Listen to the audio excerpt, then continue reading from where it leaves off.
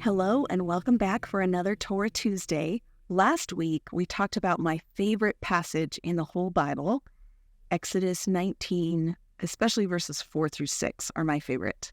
Today, we're picking it up in Exodus 19, verse 7, and we're going to see that there's an interpretive crux in these verses that have caused interpreters to divide over how we should understand them.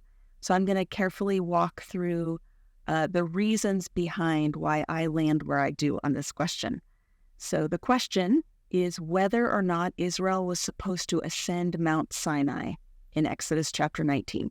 So we're picking it up in verse 7. Moses came and summoned the elders of the people. He set before them all these words that Yahweh had commanded him. All the people answered together. They said, "Everything Yahweh has said we will do." So Moses brought back the words of the people to Yahweh.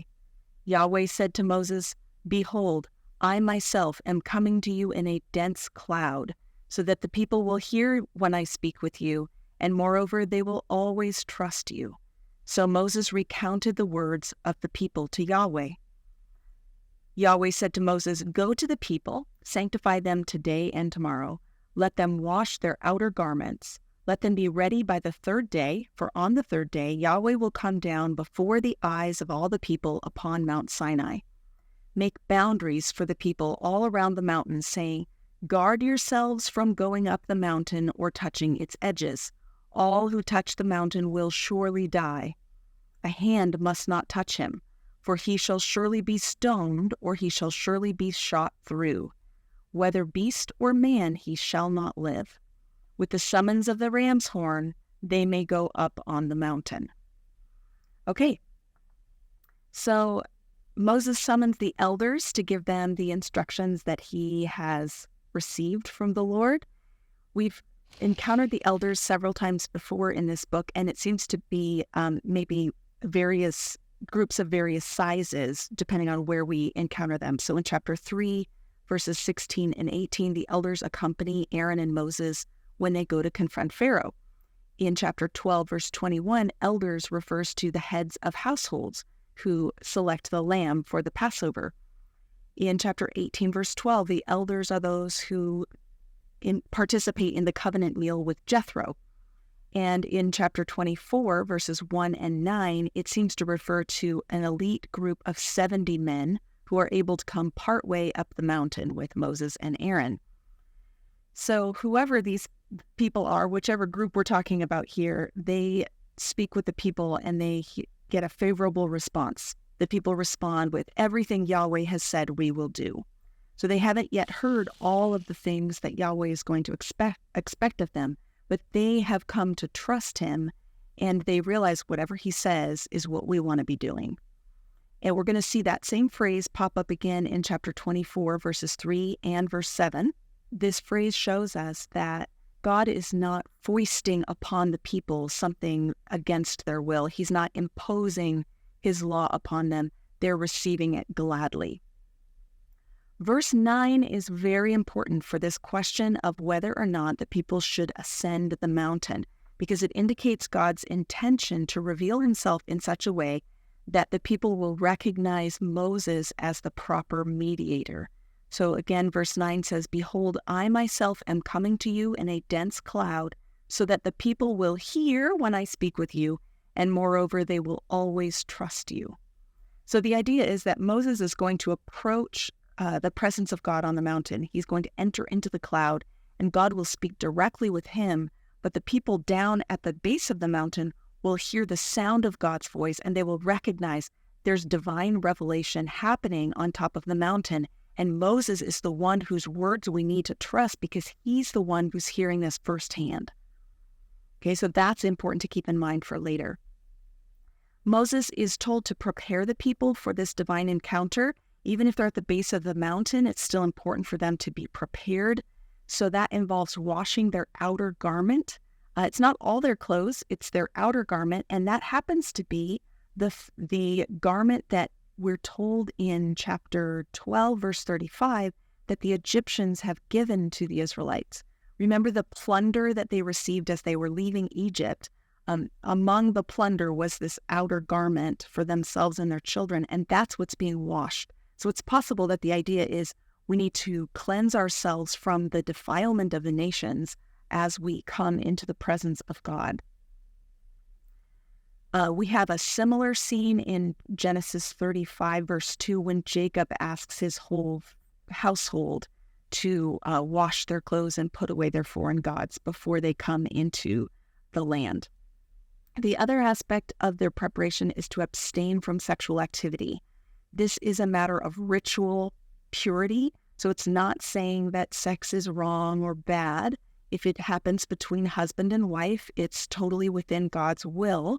However, the people need to refrain as they're preparing themselves to approach God as a matter of reverence. And you can hear more about ritual purity in my series on the book of Leviticus. One way to think about ritual purity, because this is not an issue of moral sin. It's not sinful. It's not morally problematic to be ritually impure. What's problematic is to come into the presence of God in a state of ritual impurity.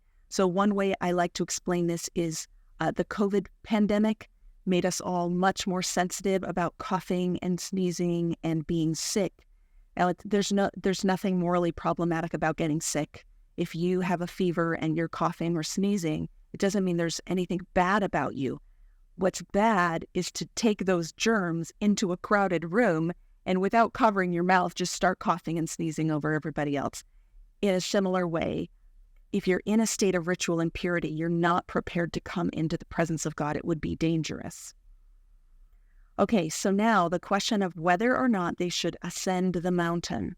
I wanted to note that we have echoes of Genesis 3, verses 3 and 4 in this prohibition of touching the mountain.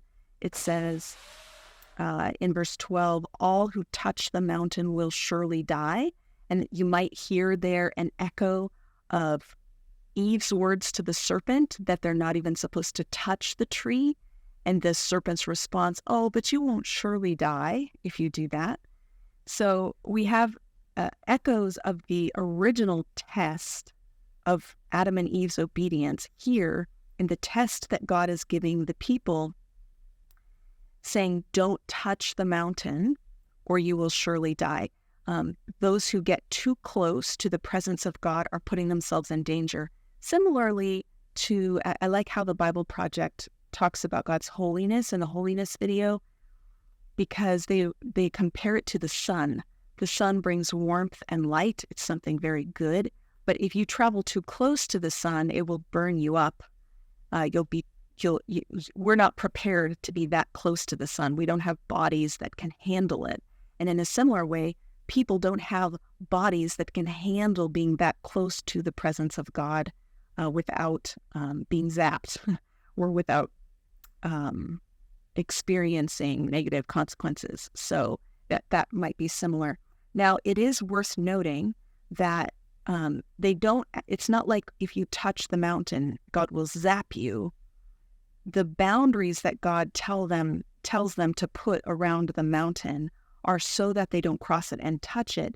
And if you do that, you're failing to show reverence for the presence of God. It's a foolish act, but it's not like you automatically keel over. Instead, what happens is the death penalty. So God tells them, he says in verse 13, a hand must not touch him. That is the one who crosses over the boundary and touches the mountain. A hand must not touch him, for he shall surely be stoned or shot through.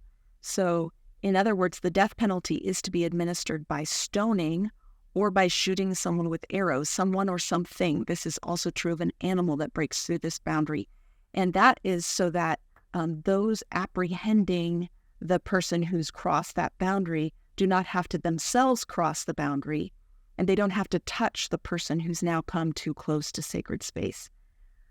Okay, so we have three possible interpretations of the last part of verse 13, and this is the most confusing part of the passage, because after saying, you absolutely can't cross this boundary or touch the mountain, because if you do, you'll surely die, then it says, with the summons of the ram's horn, they may go up on the mountain.